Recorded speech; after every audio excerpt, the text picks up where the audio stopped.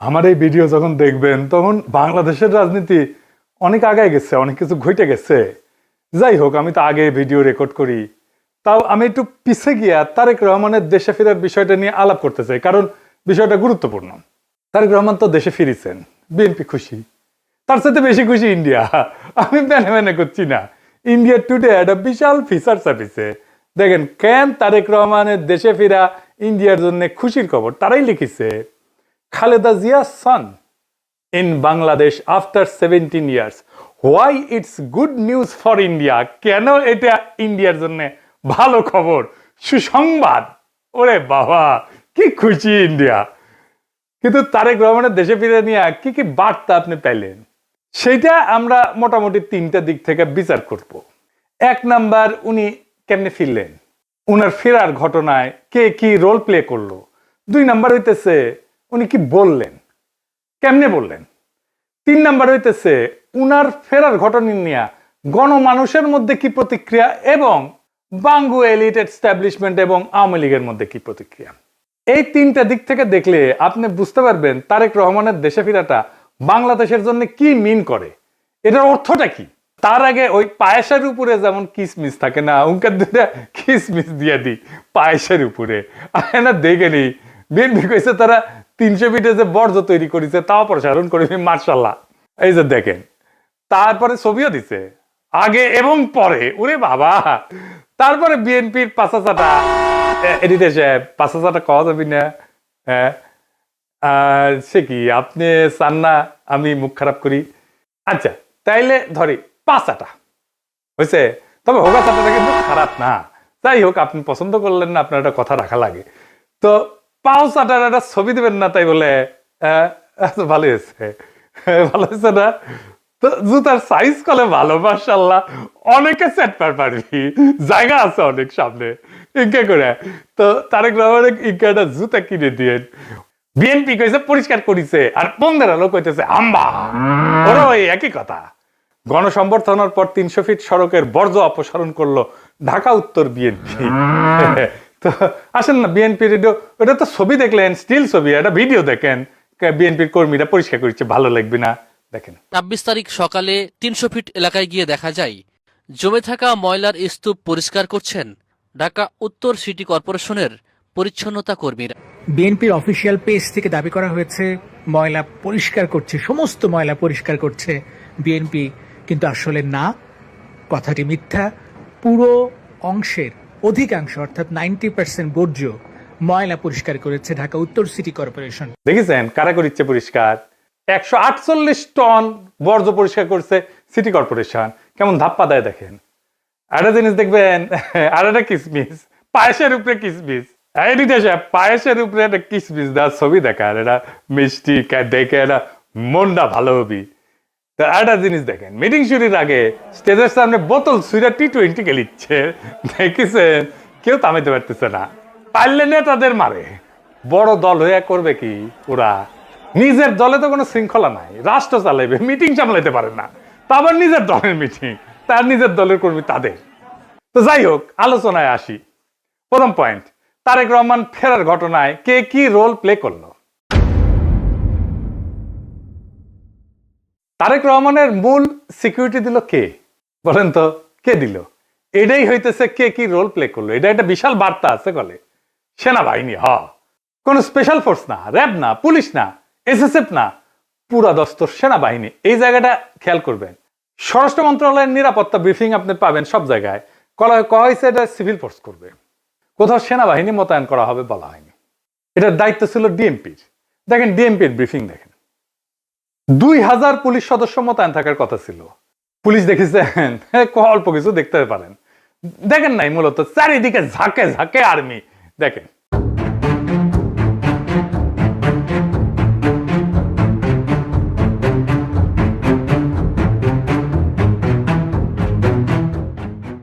বাংলাদেশে কেউ কখনো এরকম নজিরবিহীন নিরাপত্তা পায় নাই, বাংলাদেশের ইতিহাসে পায় নাই, কোন রাষ্ট্রপ্রধান পায় নাই। যাই হোক, এই যে আর্মি নিরাপত্তা, এটা প্রফেসর ইউনূসের সরকার সিভিল প্রশাসনকে উপেক্ষা কইরা ওয়াকার দিছে। এটা ওয়াকারের শক্তি প্রদর্শন, ও বুঝায় দেয় সবাইকে যে আর্মি তারেক রহমানের সাথে আছে। বুঝে চাও? এটা হইতেছে message, hidden message. Tarique Rahman বাংলাদেশের নেক্সট প্রাইম মিনিস্টার হওয়া কন্টেন্ডার, সন্দেহ নাই, হইতে পারবে কিনা সেইটা সন্দেহ আছে। তবে ওই তো একাই কন্টেন্ডার না, তাই না? ওনার দলের কাছাকাছি সাংগঠনিক শক্তি নিয়ে প্রতিদ্বন্দ্বী রাজনৈতিক জোট দাঁড়াইতেছে, এমন একটা ভাব তৈরি করা হইতেছে তারেক রহমান না থাকলে বাংলাদেশ উচ্ছন্নে যাবে, উনিই পারবেন বাংলাদেশকে পথে আনতে। যাই হোক, আমরা পরের ইস্যুতে যাই। উনি কি বললেন, কেমনে বললেন, আমরা এই ইস্যুতে ফিরে আসবো। কেন এরকম ধারণা তৈরি করা হয়েছে উনি নেক্সট প্রাইম মিনিস্টার এবং উনি দেশটাকে ঠিক করতে পারবেন? উনি বক্তৃতায় নিরাপদ জীবন, নিরাপত্তা, এই জীবন জিনিসটা বারবার উল্লেখ করছেন, 5 বার।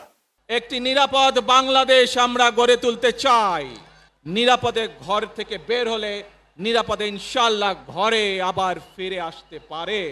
যে কোনো মূল্যে আমাদেরকে নিশ্চিত করতে হবে যাতে মানুষ নিরাপদ থাকতে পারে।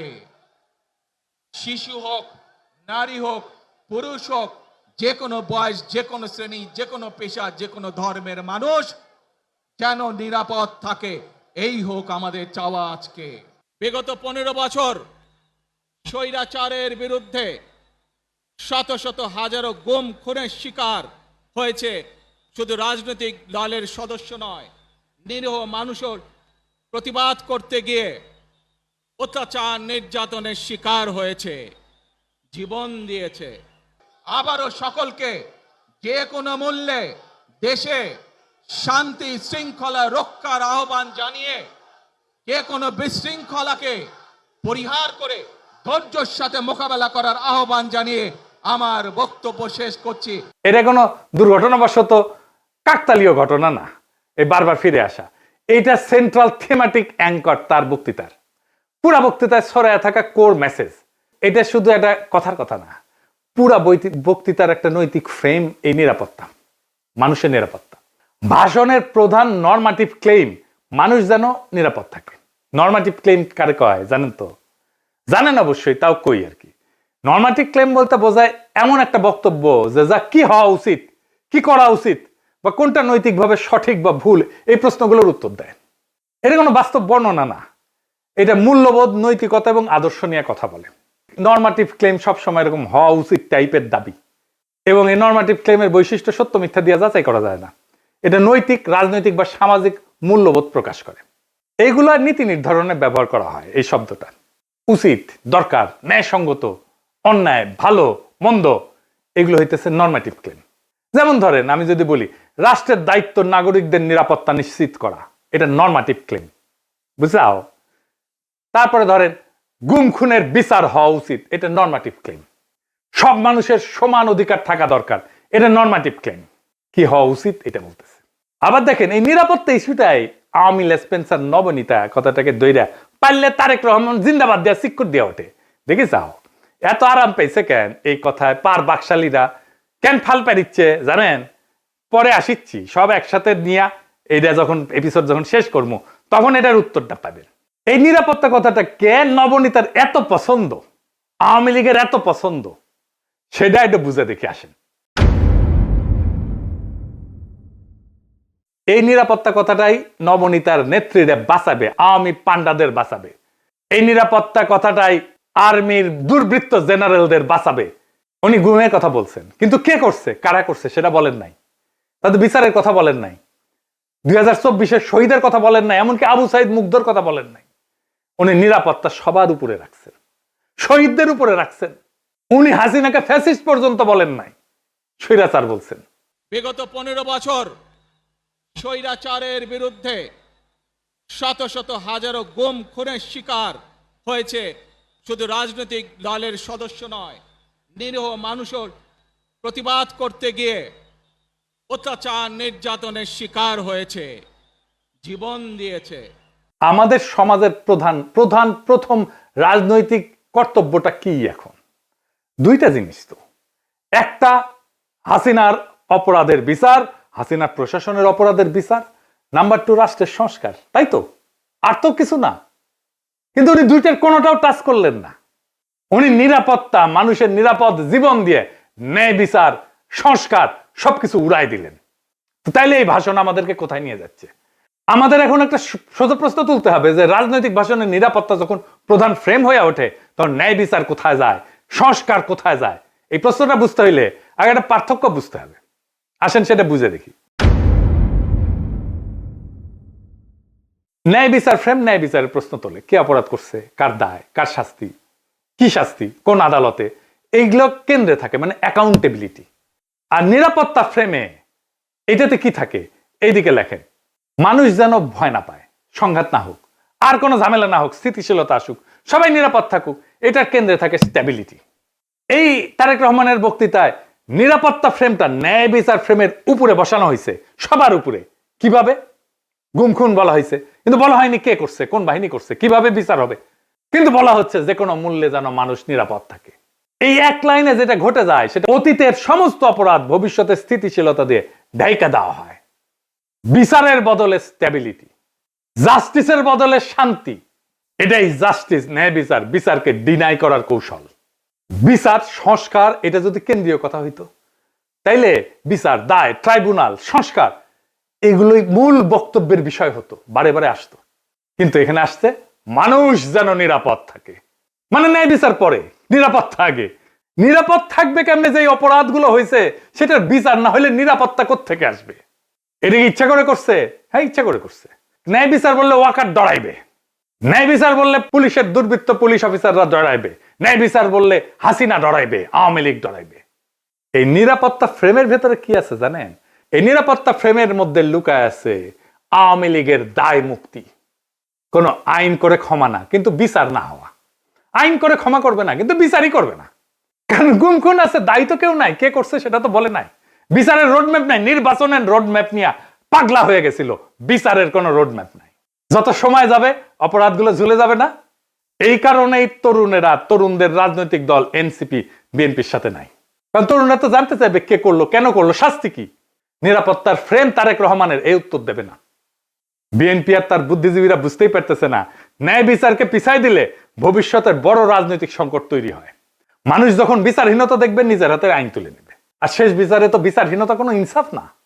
যে রাজনৈতিক দল ন্যায় বিচারকে স্থিতিশীলতার নামে পিছায় দেয়, সে একদিন স্থিতিশীলতাকেই হারায় ফেলবে।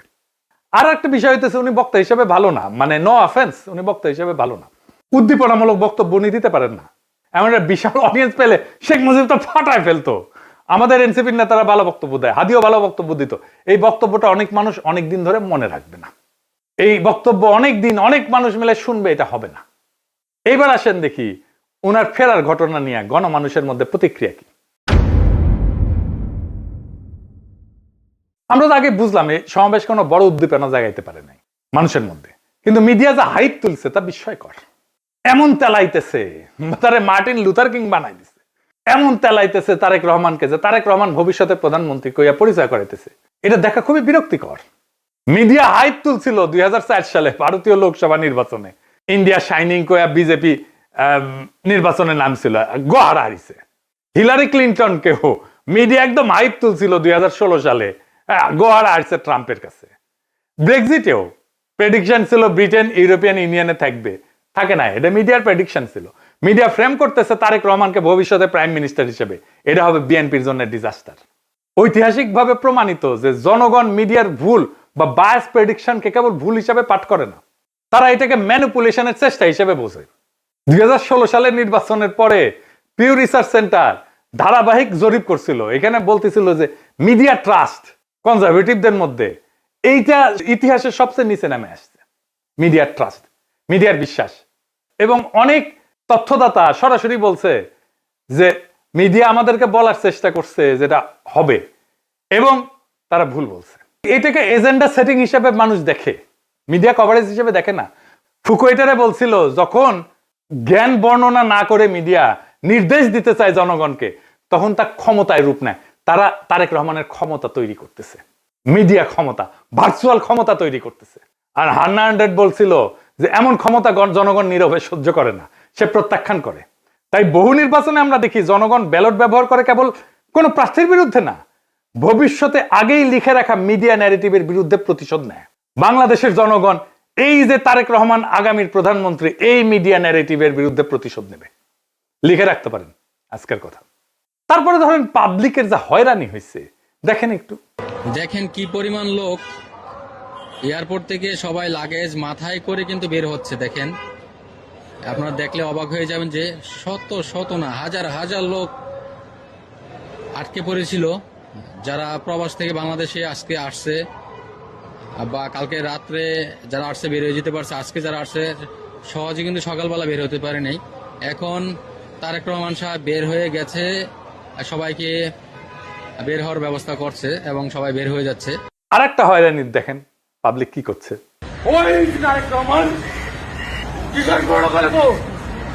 আপনি এগিয়ে যাত্রী কয়টা বাজতেন এখানে? আপনার অনুভূতি কি? মানে এই যে 2টা বাজে আসছেন, এখন 6টা বাজে। খারাপ লাগছে, মনে হচ্ছে লোকটারে পায়ে ঝুঁকা দিতে চাইতাম। খুবই কান্না পাচ্ছে, খুবই কি বলবো, ভাষায় প্রকাশ করতে পারতেছি না।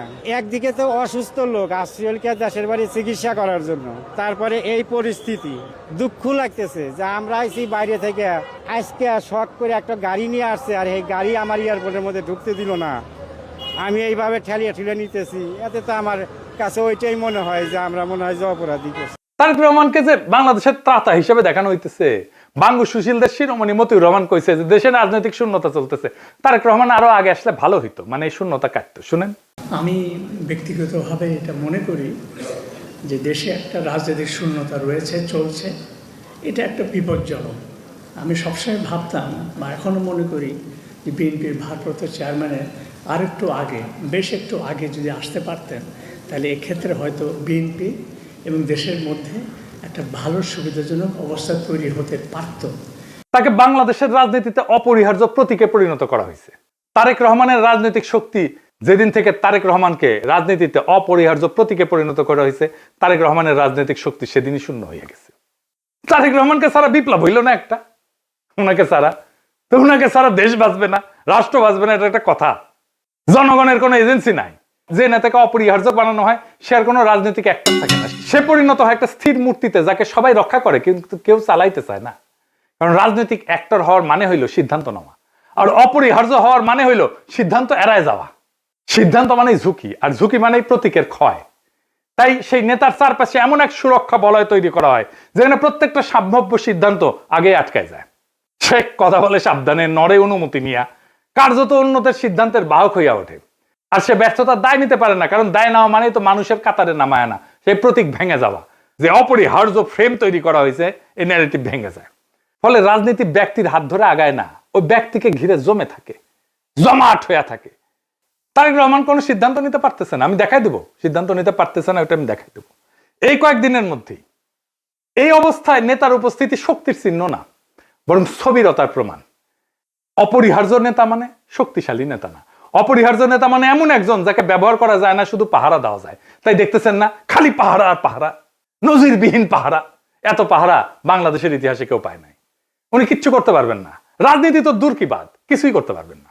আর বড় দল কিন্তু চিপসের প্যাকেটের মতো বেশিরভাগই বাতাস, মিচিয়ানা চিপস। দলের প্রধান নেতা আসবে, মির্জা ফখরুল বলল তারেক রহমান যেদিন আসবে সেদিন দেশ যেন কাঁপে ওঠে, কাঁপুনি দিবে। আমি আপনাদেরকে জানাতে চাই, নেতা যেদিন আমাদের আসবেন, যেদিন বাংলাদেশে পা দেবেন, সেদিন যেন সমগ্র বাংলাদেশ কেঁপে ওঠে। বন্ধুগণ, এই কাপাকাপি করতে গিয়া একটা প্রোগ্রাম নিছে। পঙ্গু হাসপাতালে আহত জুলাই যোদ্ধাদের দেখতে যাবে তারেক রহমান। আসার পরে দেখা গেল পঙ্গু হাসপাতালে জুলাই যোদ্ধা নাই, একজনও নাই। এটা কারোই মাথায় আসেনি, তারেক রহমানেরও মাথায় আসেনি যে ওখানে আসলে কেউ আছে। 3টা না 4টা প্রোগ্রাম তো কয়দিনে, তাই না? এতদিন ধরে প্রস্তুতি নিচ্ছে। আচ্ছা, জুলাই যোদ্ধা কে কে আছে? উনি গেলে কোন ওয়ার্ডে যাবেন, কার সাথে দেখা করবেন, কি নিয়ে যাবেন, কোনো পরিকল্পনা নাই। এই হইতেছে রাষ্ট্র ক্ষমতায় যাবে যে দল, সেই দশের প্ল্যানিং দেখেন। রাজনীতি আগাইলো, ওরা তো কাঁপাইতে চাইতেছেন, রাজনীতি করতে চাইতেছেন না, স্পেকটাকাল দেখাইতে চাইতেছেন। পলিটিক্যাল লিডারের স্পেকটাকাল হইতেছে তার বক্তৃতা, তার রাজনীতি। কত লোক দেখতে আসছে জনসভায়, কত লোক হাজির হয়েছে, এটা স্পেকটাকাল না। কাঁপায় দিছে কিনা, এটা পলিটিক্যাল স্পেকটাকাল না। আর পাবলিক সাফারিংস, এইটার জন্য কি পাবলিক সাফারিংস হয়েছে? তাহলে ফাইনালি ওনার যে এই হোম কামিং, দেশে ফিরে আসা, এর পিছনে আসলে কি? এইটা হইতেছে এক ত্রিভুজ প্রেমের লম্বা কাহিনী। ত্রিভুজ প্রেম কইলে এটা ঠিক জমে না, অন্য কিছু কইলে ভালো হইতো, আর একটু দুষ্টু কথা কইলে ভালো হইতো, আমি আর কইব না ওইটা। তো যাই হোক, বুঝাই দিচ্ছেন কি কইতে চাইতেছি আর কি, বুঝছাও তো। মানে ত্রিভুজ প্রেমে তো একজনের ছেঁকা খাইতে হয়, এটি না, এটি 3জনই মজা পায় আর কি, বুঝছাও। তো যাই হোক, তো এই ত্রিভুজ প্রেমের 3 অ্যাক্টর হইতেছে ওয়াকার, এডিটর সাহেব, এটা ত্রিভুজ আকাম, এটা ওয়াকার একদিকে বিএনপি আর ইন্ডিয়া।